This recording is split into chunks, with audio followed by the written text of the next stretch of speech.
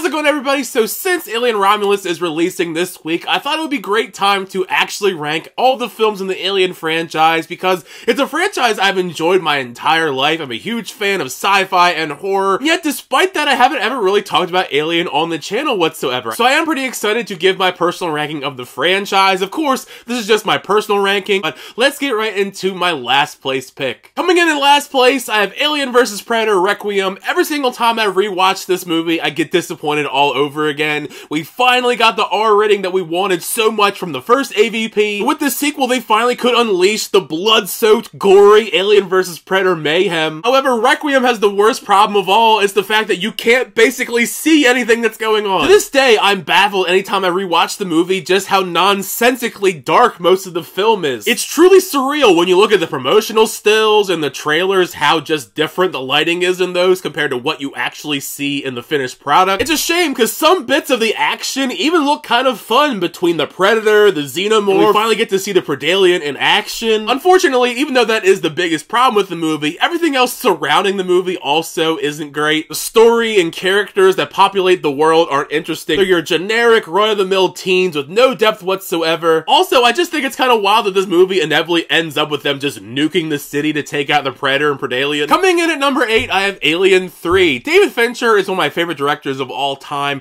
and even though this is his directorial debut and he does not like the film whatsoever, you can see the potential here for his directing that we would see in later films like Seven, The Game, and Fight Club. As I do think overall it is a well-shot movie, it's just I'm not a big fan of everything else about it. I think it's a very dour experience. A good chunk of that I think could be attributed to the direction chosen to take the story with Ripley, and how it mostly undercuts a lot of the elements that we all love so much from Alien. The most glaring issue, of course, is Newt and Hicks being killed in between movies, though they did kind of retcon Hicks's death in Alien Colonial Marines. Still, nevertheless, it pissed off a lot of people, killing them both off. Outside of that, they really don't ever attempt to try anything interesting story-wise. It's a real slog to sit through. The majority of the male prisoners on this planet Ridley has to interact with lack any substance. Between the assembly cut and the original cut, there are some interesting Xenomorph kills. Ultimately, is not an entry I rewatch over and over again because it's just not a thrilling experience. Coming in at number 7, I have Alien Resurrection. While I don't think this film is good by any means,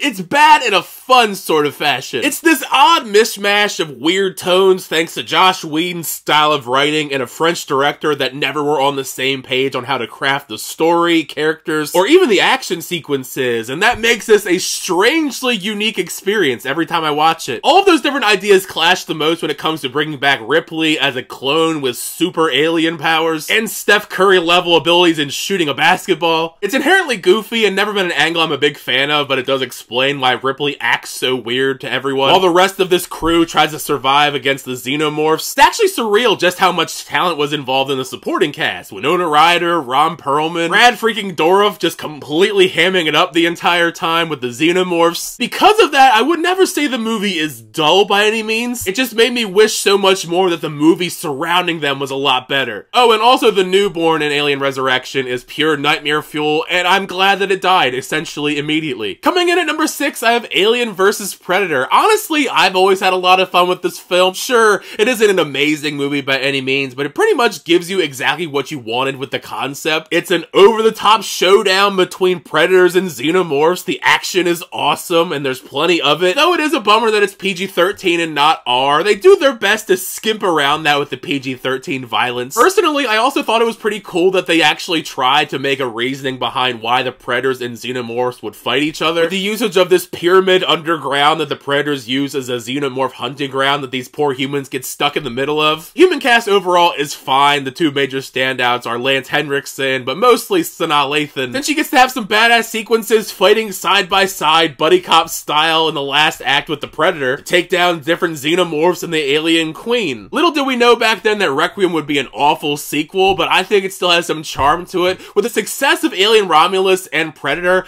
I am not going to be surprised if we do get an inevitable third Alien vs. Predator showdown with Disney at the helm. I mean, I feel like if it's done correctly and they don't go overboard with the budget, I think it could be a pretty big success. Coming in at number 5, I have Alien Covenant. After all this engaging lore building in Prometheus, setting up this adventure for Shaw and David to go on, I was a little bit disappointed that we kind of sped through a lot of it. Shaw was killed off by David off screen and we only had some interaction interactions and deleted scenes, and we kind of sped through flashbacks, David going to the engineer planet and dropping all the black goo on them. Still marginally enjoyed the return to the more traditional approach. Xenomorphs are back at the forefront, lots of intense, bloody terror, while still managing to incorporate a lot of interesting themes set up from Prometheus through David's character. To be honest, Michael Fassbender is giving a performance of a lifetime as both David and Walter, and is the main reason that these movies work, as he's extremely gripping as this scary mad scientist character of sorts, seeing how he hones in on the creation of the Xenomorphs. Of course, who knows if we're ever going to get another follow-up film from Ridley Scott exploring more of David's story, but for the most part I think it's a solid entry. Coming in my 4th place spot, I have Prometheus. As the Alien franchise has had a lot of ups and downs in between Alien Resurrection and this film,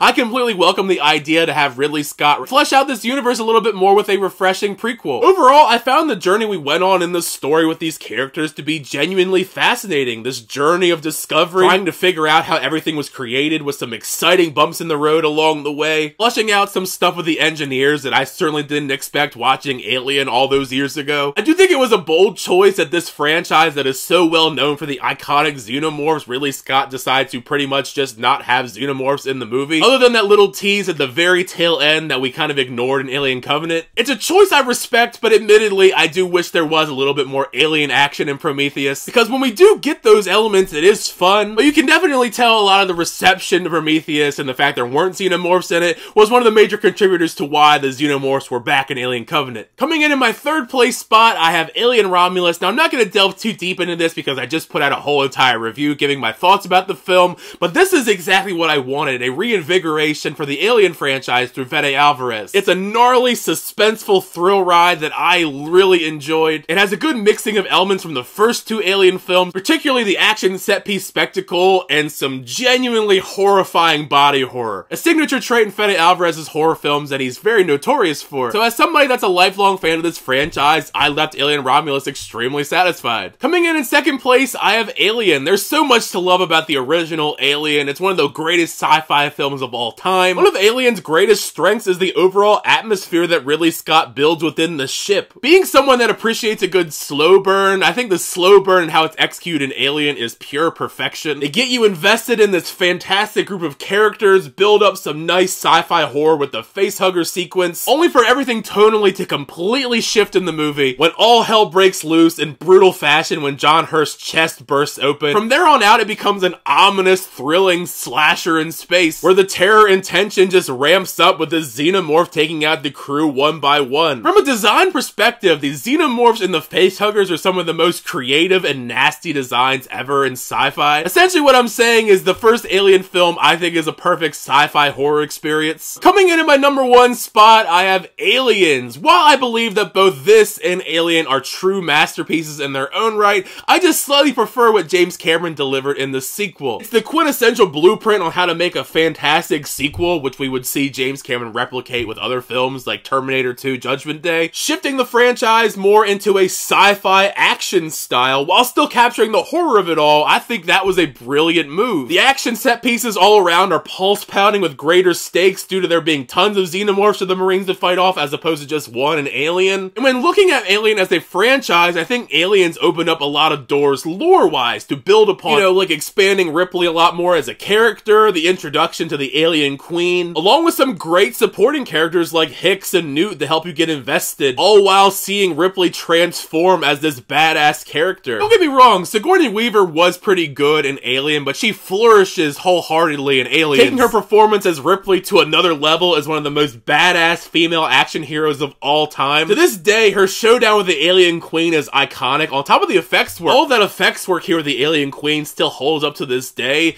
It's kind of surreal looking back to the point that Sigourney Weaver was nominated for an Academy Award for Aliens. So yeah, Aliens is a masterpiece. It's one of the greatest sequels of all time and probably one of my favorite films of all time. There always is that debate on which one is better, Alien or Aliens, and honestly, you could flip a coin. I think they're both great in their own right, but I just personally prefer Aliens. And there you have it. That is my ranking of the entire Alien franchise. It was a lot of fun to talk about the entire franchise with you guys, so make sure you share your rankings down below. How would you rank the Alien franchise from worst to best, including Alien Romulus? And if you want to include the AVP films, feel free to go ahead as well. And thank you guys, as always, checking out videos. I always do appreciate it. Make sure you like on the video and also subscribe to the channel so you update reviews, reactions, unboxings, ratings and more. But next time, I'll see you guys later.